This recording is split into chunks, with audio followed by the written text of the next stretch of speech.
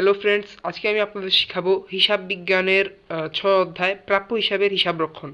তো এই অধ্যায়টা হচ্ছে এইচএসসিতে হিসাব বিজ্ঞান প্রথম পত্র পরীক্ষায় খুব গুরুত্বপূর্ণ একটি অধ্যায়। এটা থেকে একটি কিংবা দুইটি সিকিউ চলে আসে, প্রায় সময়ই আসে। এবং শিক্ষার্থীরা যদি এই অধ্যায়টা ভালো করে পারে তারা তাহলে 10 থেকে 20 নাম্বার কনফার্ম করতে পারবে। আমি ভিডিওতে খুব ভালোভাবে শেখানোর চেষ্টা করব কিভাবে এই অধ্যায়ের সিকিউগুলো সলভ করতে হয়। প্রাপ্য হিসাবের হিসাবরক্ষণ এই অধ্যায়টা মূলত প্রাপ্য হিসাব কিভাবে বৃদ্ধি পায় এবং প্রাপ্য হিসাব কিভাবে হ্রাস পায় এই বিষয়টি নিয়ে গুরুত্ব দেয়। মূলত প্রাপ্য হিসাব বা দেনাদার বৃদ্ধি পাওয়ার কারণ হচ্ছে ধারে পণ্য বিক্রয় কিংবা ধারে সেবা প্রদান। এটা নির্ভর করে এটা পণ্য বিক্রয়মূলক ব্যবসায় কিংবা সেবা প্রদানকারী ব্যবসায়।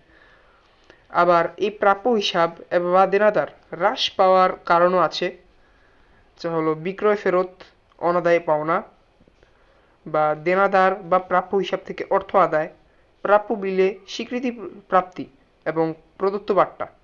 তো এই 5টি বিষয় থেকে মূলত এই প্রাপ্য হিসাব হ্রাস পায়। এই অধ্যায়ের আসলে যে বিষয়টা নিয়ে আমরা অঙ্ক করি সেই বিষয়টা কি? তো সেই বিষয়টা হচ্ছে অনাদায়ী পাওনা বা অনাদায়ী পাওনা সঞ্চিতি। এখন দেনাদারের নিকট থেকে আমরা নিশ্চিতভাবে যে অর্থটা পাই তা হচ্ছে অনাদায়ী পাওনা, এবং এটি নিশ্চিত ক্ষতি বা খরচ। এটি সর্বদা ডেবিট ব্যালেন্স দেখায়। এটি একটি পরিচালন ব্যয়। দেখুন, অনেকেই হয়তো জানে না এই পরিচালন ব্যয়টা কী জিনিস। তা নিয়ে আমি একটা ডিটেলড ভিডিও বানাবো যদি আপনারা চান। এবং এটি মুনাফা জাতীয় খরচ, এই অনাদায়ী পাওনাটা। এবং আরেক দিকে হচ্ছে অনাদায়ী পাওনা সঞ্চিতি। দেনাদারের নিকট থেকে সন্দেহজনকভাবে যে অর্থ আর পাওনা পাওয়া যাবে কি যাবে না বলে অনুমান করা হয়, হ্যাঁ, সেটা হচ্ছে অনাদায়ী পাওনা সঞ্চিতি। এবং অনাদায়ী পাওনা সঞ্চিতি একটি সম্ভাব্য ক্ষতি। এটি হতেও পারে, নাও হতে পারে। এটিকে সন্দেহজনকও বলা হয়। আমি এখানে অ্যারো চিহ্ন দিয়ে এটা লিখে রেখেছি। এটি একটি অনগদ লেনদেন। আচ্ছা, অনগদ লেনদেনও কী কী হয় বা কী কী হতে পারে এটাও খুব গুরুত্বপূর্ণ একটা বিষয়, অনেক অঙ্কে কাজে লাগে। যদি আপনারা চান এটা নিয়েও একটা ভিডিও আমি বানাবো। এবং এটি বিপরীত সম্পদ, কারণ এটি দেনাদারকে হ্রাস করে, প্রাপ্য হিসাবকে এটি কমায়, যা আমরা একটু আগেই দেখেছি। এবং এটি ক্রেডিট ব্যালেন্স প্রকাশ করে। তো সম্পদ ডেবিট আমরা জানি, এবং সম্পদকে যেহেতু এটি হ্রাস করে সেহেতু এটি ক্রেডিট ব্যালেন্স। আর এবং এটি একটি ভবিষ্যৎ ব্যবস্থা, কারণ আমরা জানি না এটি হবে কি হবে না। আমরা এটা ধরে নিয়েছি যে ভবিষ্যতে হতেও পারে, নাও হতে পারে। এবার আমরা কথা বলবো অনাদায়ী পাওনা সঞ্চিতি ধার্য কিভাবে করা হয়। তো এটাও পরীক্ষার মধ্যে একটা মূল একটা বিষয়, কারণ এই ধার্যকরণের পদ্ধতি থেকেই প্রায় সব অঙ্ক করা হয়। আমরা এতক্ষণ যা আপনাদের দেখাইছি সেগুলো হচ্ছে এমসিকিউর জন্য গুরুত্বপূর্ণ, কিন্তু এটা হচ্ছে সরাসরি অঙ্কের জন্য গুরুত্বপূর্ণ, এমসিকিউতেও আসতে পারে। তো উদ্বৃত্ত পত্র পদ্ধতি বা রক্ষণশীলতার নীতি অনুসারে প্রাপ্য হিসাবের উপর শতকরা হার সঞ্চিতি করার পদ্ধতি, মানে শতকরা হার করার পদ্ধতি। এটা হচ্ছে অনাদায়ী পাওনা সঞ্চিতি সমান সমান সমাপনী প্রাপ্য হিসাব ইন্টু সঞ্চিতির পার্সেন্ট। তো এটা অঙ্কের মধ্যে দেওয়া থাকে, একটা সঞ্চিতির একটা পার্সেন্ট দেওয়া থাকবে, প্রায় সব অঙ্কের মধ্যেই থাকে। এবং সেটার উপরে আমাদের সমাপনী প্রাপ্য হিসাবের বের করে সেটা থেকে ওই পার্সেন্টটা করতে হয়, মানে গুণ করতে হবে ওই পার্সেন্টটা করে। তো তা আমি অঙ্কের মধ্যে উদাহরণ দেখাবো, কিন্তু এই বিষয়টা আপনারা যদি সম্ভব হয় খাতায় তুলে নিন, কারণ বুঝার পরে এটা পরীক্ষার আগে খুব কাজে দেয়। তারপর আছে ধারে বিক্রয়ের উপর শতকরা হার। তো এটা বলার আগে আমি বলতে চাচ্ছি যে ধারে বিক্রয়ের উপরে এই যে অনাদায়ী পাওনা সঞ্চিতি আমরা নির্ণয় করি কখন, যখন আমাদের কাছে সরাসরি কোনো প্রাপ্য হিসাব দেওয়া থাকে না বা প্রাপ্য হিসাবের ব্যালেন্স দেওয়া থাকে না। তাই এটা হচ্ছে এক ধরনের বিকল্প। তবে এটি হচ্ছে আয় বিবরণী পদ্ধতি এবং ম্যাচিং বা মিলকরণ নীতি অনুসারে এটা হচ্ছে আমরা করি যদি এটা না থাকে। এবং এটার সূত্র তো আপনারা জানেনই বা বুঝতে পেরেছেন, অনাদায়ী পাওনা সঞ্চিতি সমান সমান ধারে বিক্রয় ইন্টু সঞ্চিতির পার্সেন্ট। এখন এই সঞ্চিতি পার্সেন্টটা তো এটা অঙ্কের মধ্যে দেওয়া থাকবে, যা আমি একটু পরে দেখাচ্ছি। এবার আমরা দেখি অনাদায়ী পাওনা সঞ্চিতি বের করার জন্য সমাপনী বা নিট প্রাপ্য হিসাব আমরা কিভাবে বের করব। এখন অঙ্কের মধ্যে যদি প্রাপ্য হিসাবের একটা ব্যালেন্স দেওয়া থাকে এবং ধারে বিক্রয় থাকে, তাহলে আমরা ধারে বিক্রয়কেও ওই প্রাপ্য হিসাবের সাথে যোগ দিব।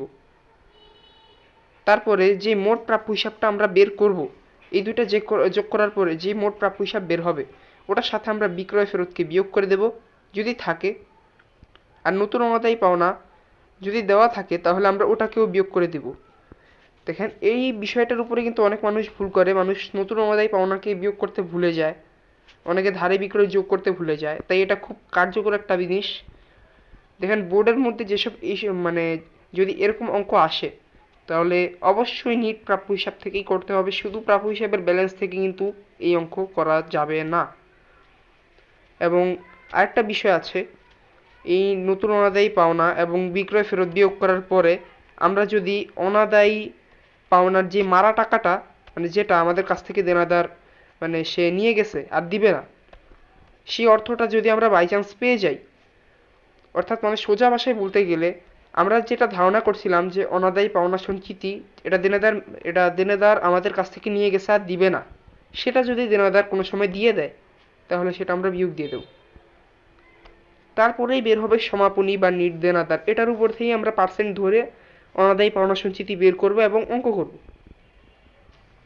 আশা করি আপনারা বুঝতে পারছেন। এখন আমরা আসি চার যোগ্য অনাদায়ী পাওনা কিভাবে বের করব। তো চার যোগ্য অনাদায়ী পাওনা হচ্ছে এই অধ্যায়ের আরেকটা গুরুত্বপূর্ণ জিনিস। 80% সিংহভাগ অঙ্কের মধ্যেই আমাদের চার যোগ্য অনাদায়ী পাওনা নিয়ে অঙ্ক করতে হয়। তো প্রথমত চার যোগ্য অনাদায়ী পাওনাটা কি? এটা হচ্ছে আপনার যে অনাদায়ী পাওনা থাকবে, যেই অনাদায়ী পাওনার খরচটা থাকবে, ওই অনাদায়ী পাওনার খরচটা আমরা বের করব। এটা হচ্ছে আমরা যেই কারণে এই নতুন অনাদায়ী পাওনা সঞ্চিতি একটু আগে পার্সেন্ট করে বের করা শিখলাম, সেটা হচ্ছে এটার মূল কারণ। কারণ আমাদের এই জিনিসটা বের করতে আমাদের নতুন অনাদায়ী পাওনা সঞ্চিতি লাগে। তো এই বিষয়টা হচ্ছে টোটাল অনাদায়ী পাওনা সঞ্চিতির যে খরচটা থাকে, সেটা হচ্ছে এটা। আশা করি আপনারা বুঝতে পারছেন। তো আমি যদি আরও ভালো করে বুঝাই, তাহলে মানে বছর শেষে দেনাদার আপনার কাছ থেকে টোটাল যত টাকা নিয়ে গেছে এবং ফেরত দেবে না, তার মূল সমষ্টিটা হচ্ছে এই চার যোগ্য। মানে বোঝার জন্য আমি বলছি যে আপনি কতটা শিওর হয়েছেন যে দেনাদার এত টাকা আমার কাছ থেকে নিয়ে গেছে এবং আমাকে ফেরত দিবে না। আপনি 100% শিওর যে সে ফেরত দেবে না, সেই আইটেমটা মানে সেই ব্যালেন্সটা হচ্ছে চার যোগ্য অনাদায়ী পাওনা। কিন্তু আমি আরও ভালো করে বোঝাতে চাইলে এটা কোনো ব্যালেন্স না, এটা মূলত হচ্ছে এক প্রকারের লেনদেন ধরতে গেলে। কারণ আমরা বছর শেষে অনাদায়ী পাওনা বন্ধ করতে মানে যতটুকু অনাদায়ী পাওনা আমরা বন্ধ করি, সেই অনাদায়ী পাওনার অ্যামাউন্টটা হচ্ছে এটা। কারণ আমরা ততটুকুই অনাদায়ী পাওনা বন্ধ করব যতটুকু দেনাদার আমাদের কাছ থেকে কনফার্ম নিয়ে গেছে এবং আর ফেরত দেবে না। মানে এটা পাওয়ার কোনো সম্ভাবনা নাই, টাকাটা পাওয়ার কোনো সম্ভাবনা নাই, এই টাকাটার জন্য আমরা বন্ধ করছি। এটার নাম হচ্ছে চার যোগ্য অনাদায়ী পাওনা। আশা করি আপনারা বুঝতে পারছেন। এবং এটা বের করতে মূলত আমার কাছে শর্টকাট ফর্মুলা আছে 5 লাইনের। হয়তো আমার হ্যান্ডরাইটিং একটু খারাপ গাইস, একটু অ্যাডজাস্ট করে নিন প্লিজ। এটা হচ্ছে অনাদায়ী পাওনা। প্রথমত এটা হচ্ছে লিখিত অনাদায়ী পাওনা। এবং লিখিত অনাদায়ী পাওনা কি জিনিস এটা একটু পরে আমি অঙ্কতে দেখাবো। তবে এই অনাদায়ী পাওনাটা হচ্ছে যেটা আমাদের কাছে অলরেডি থাকে, বা এটা প্রশ্নের মধ্যে লেখা থাকবে, যেটা লিখিত অনাদায়ী পাওনা। আর আরেকটা হচ্ছে নতুন বা অলিখিত অনাদায়ী পাওনা, মানে যেটা আমরা লিখি নাই এবং আমাদের লিখতে হবে, সেটা হচ্ছে অলিখিত বা নতুন অনাদায়ী পাওনা। আপনারা নিশ্চয়ই কনফিউজড হবেন যে এসব আমি কি বলতেছি এবং ভালো করে বুঝতেছেন না। এটা আমি অঙ্কে দেখাবো এবং আপনারা বুঝে যাবেন আশা করি। তো এটা হচ্ছে অনাদায়ী মানে লিখিত অনাদায়ী পাওনার সাথে নতুন বা অলিখিত অনাদায়ী পাওনাটা যোগ, এবং তার সাথে নতুন অনাদায়ী পাওনা সঞ্চিতিটাও যোগ। একটু আগে আমরা দেখছি কিভাবে নতুন অনাদায়ী পাওনা সঞ্চিতি বের করে হয় ওই পার্সেন্ট করে। ওটা আপনারা নামগুলো একটু কনফিউজড হবেন না, নামগুলো হচ্ছে ভালো করে মনে রাখবেন, কোনটা অনাদায়ী পাওনা, কোনটা লিখিত, কোনটা অলিখিত, এগুলো আমি ক্লিয়ার করে বলছি এখানে। ভিডিওটা পুরো দেখে এইসব নোট করবেন। এবং এই অনাদায়ী পাওনার সাথে নতুন অনাদায়ী পাওনা এবং নতুন অনাদায়ী পাওনা সঞ্চিতি যোগ করার পর পুরাতন অনাদায়ী সঞ্চিতির আমরা বিয়োগ করে দেব। এটা হচ্ছে এক প্রকার ব্যালেন্স যেটা দেওয়া থাকবে। প্রাপ্য হিসাবের যেমন ব্যালেন্স দেওয়া থাকবে রেওয়া মিলে, এটার মধ্যেও তেমন ব্যালেন্স দেওয়া থাকবে। এটা আমরা অঙ্কে দেখব। এবং তার থেকে যদি মানে অনাদায়ী পাওনা আমাদের আদায় হয়, বা যে টাকাটা আমরা আশা করছিলাম যে দেনাদার নিয়ে গেছে আর ফেরত দেবে না, সেটা যদি সে ফেরত দিয়ে দেয়, তাহলে ওটা বিয়োগ করে দেবো। কারণ আমরা বের করতেছি যে কত টাকা আমরা পাবো না, ওই অ্যামাউন্ট আমরা বের করতেছি এখানে। তো এতক্ষণ আমরা যা করছি সেগুলা উদাহরণস্বরূপ দেখানোর জন্য আমি এখানে আপনাদের সামনে এসেছি, মানে নিয়ে এসেছি বোর্ডের একটা অঙ্ক। ঠিক আছে? এই অঙ্কে বলা হয়েছে সুজন ট্রেডার্সের 31 ডিসেম্বর অর্থাৎ সমাপনী তারিখে তাদের উদ্ধৃত্ত সমূহ। তো এখানে প্রাপ্য হিসেবে আমাদের কাছে ব্যালেন্স আছে 1,20,000 টাকা। লিখিত অনাদায়ী পাওনার ব্যালেন্স আছে 8,000 টাকা। আমি বলেছিলাম লিখিত অনাদায়ী পাওনা দেওয়া থাকে, তো এখানেও দেওয়া আছে। এবং পুরাতন অনাদায়ী পাওনা সঞ্চিতি এটাও দেওয়া থাকে, এটাও দেওয়া আছে 12,000 টাকা। এবং নতুন অনাদায়ী পাওনা সঞ্চিতিও আমাদের কাছে দেওয়া আছে। এটা মানে নতুন অনাদায়ী পাওনা যেটা, পাওনা সঞ্চিতি নয় সরি, এটা নতুন অনাদায়ী পাওনা যেটা, এটা দেওয়া আছে 4,000 টাকা। এবং ধারে বিক্রয় আমাদের কাছে দেওয়া আছে 5,000 টাকা। এখানে বলা আছে যে প্রাপ্য হিসাবের উপর 5%, এই পার্সেন্টটা দেওয়া আছে নতুন অনাদায়ী পাওনা সঞ্চিতি বের করার জন্য। এই 5% হারে নতুন অনাদায়ী পাওনা সঞ্চিতি আমাদের ধার্য করতে বলছে এখানে। তো এইসব বিষয়ে আমাদের কাছে তথ্য আছে এবং আমাদের বের করতে হবে চার্জযোগ্য অনাদায়ী পাওনা কত। তো এর জন্য আমি একটা ঘর করে নিছি। আমি লাল কলম দিয়ে করছি হাইলাইট করার উদ্দেশ্যে, তবে আপনারা পরীক্ষা হলে অবশ্যই অবশ্যই এটা পেন্সিল দিয়ে করতে হবে। পরে আইসে বলবেন যে আমি লাল কলম দিয়ে করছি, আপনারাও লাল কলম দিয়ে কইরা আসছেন, কাইটা দিছে। তো এরকম করা যাবে না, পেন্সিল দিয়ে করবেন অবশ্যই। তো এখন আমরা অঙ্কটা করা শুরু করি। তো এখন সর্বপ্রথম আমাদের কাছে চার্জযোগ্য অনাদায়ী পাওনা বের করার জন্য আমাদের সর্বপ্রথম যেটা লাগে সেটা হচ্ছে লিখিত অনাদায়ী পাওনা। তোমরা এটা এখানে লিখে নিব।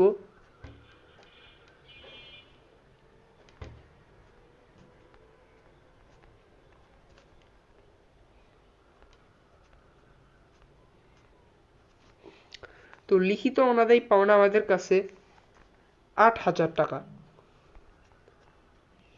8,000 টাকা আমরা লিখে নিছি। এবং এটার সাথে আমাদের যোগ দিতে হবে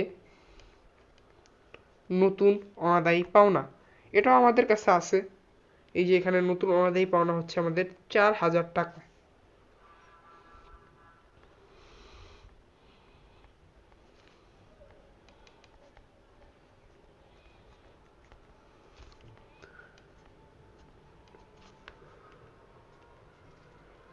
আমরা লিখে নিলাম 4,000 টাকা।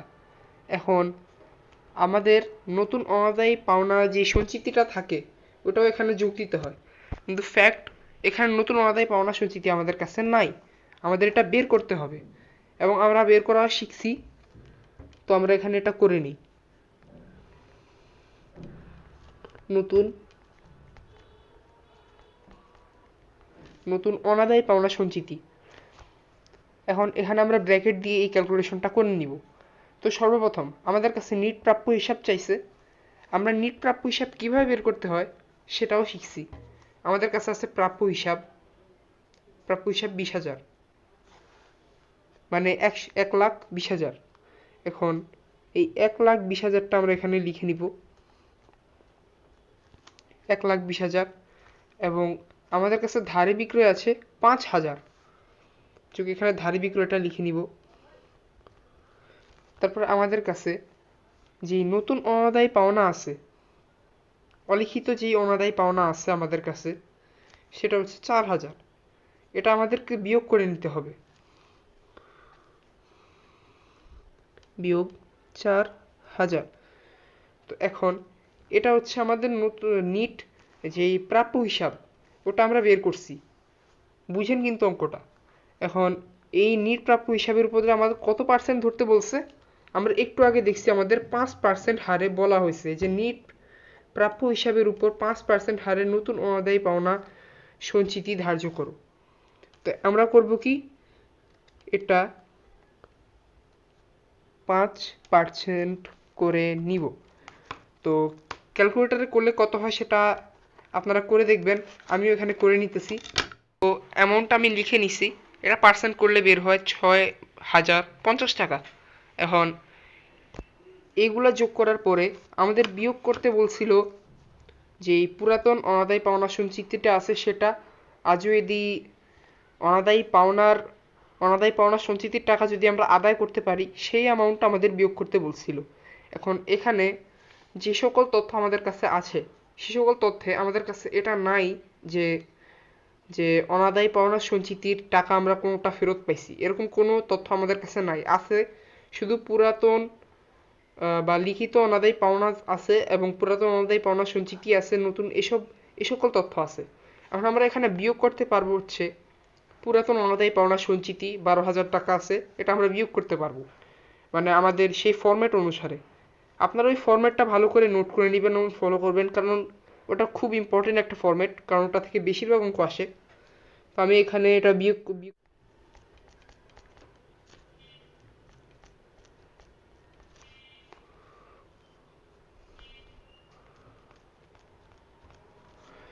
তো এবার এই তিনোটাকে যোগ করে এটাকে 12,000 দিয়ে বিয়োগ করে যে অ্যামাউন্ট আসবে সেটা হচ্ছে আমাদের চার্জযোগ্য অনাদায়ী পাওনা। তো আমি ফুল ক্যালকুলেশনটা করে নিচ্ছি।